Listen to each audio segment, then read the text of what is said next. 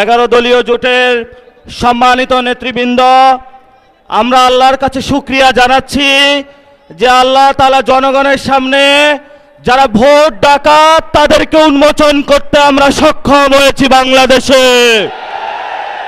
ওরা শুধু ভোট চুরি করে নাই, ডাকাতি করেছে।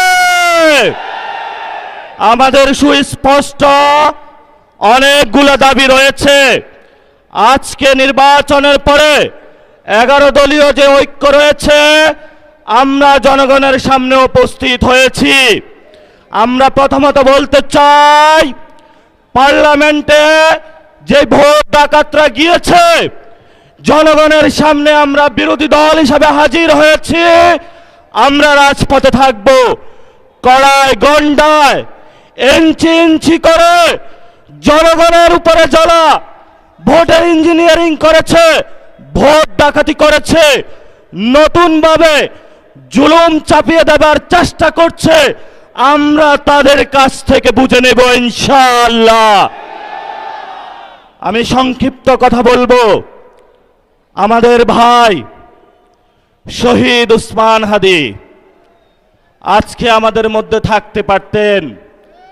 সংসদ সদস্য হিসাবে ঢাকা 8-এর আল্লাহ ওনাকে শহীদ হিসাবে নিয়ে গিয়েছেন। আমরা বিচারের দাবিতে মাঠে গিয়েছি। আজকেই যেহেতু বিরোধী দলীয় যাত্রা হচ্ছে এই বায়তুল মোকাররম থেকে, আমি সরকারের কাছে আহ্বান জানাবো, দেশের কাছে আহ্বান জানাবো, প্রশাসনের কাছে আহ্বান জানাবো, আপনারা দ্রুত গতিতে শহীদ উসমান হাদি ভাইয়ের হত্যাকাণ্ডের বিচার যাতে হয় সেই উদ্যোগ নিন। আমাদেরকে এতদিন বলা হয়েছে বিচার এবং নির্বাচন মুখোমুখি দাঁড় করাবেন না। আমরা মরিয়া প্রমাণ করিলাম যে আমরা নির্বাচন বিরোধী নই।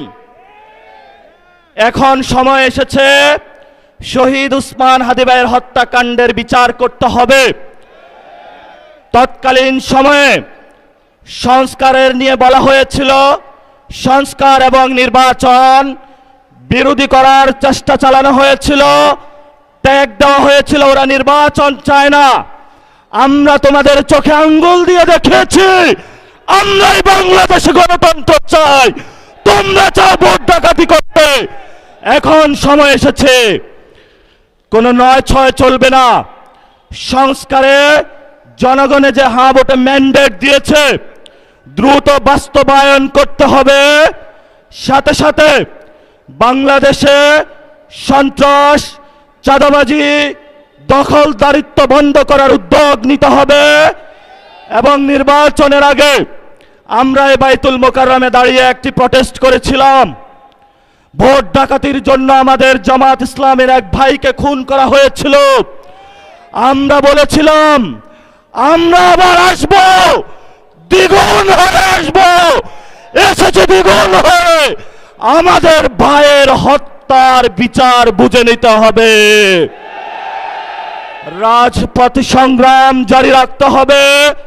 যেই বোনদের উপরে আক্রমণ করা হয়েছে, পেটে লাথি মারা হয়েছে, বোরকা ধরে টান দেওয়া হয়েছে, গুলিবিদ্ধ করা হয়েছে, পা ভাঙা হয়েছে, প্রত্যেকটির হিসাব কড়ায় গন্ডায় আমরা ইঞ্জিনিয়ার তারেক রহমান থেকে বাংলাদেশে বুঝে নেব ইনশাআল্লাহ।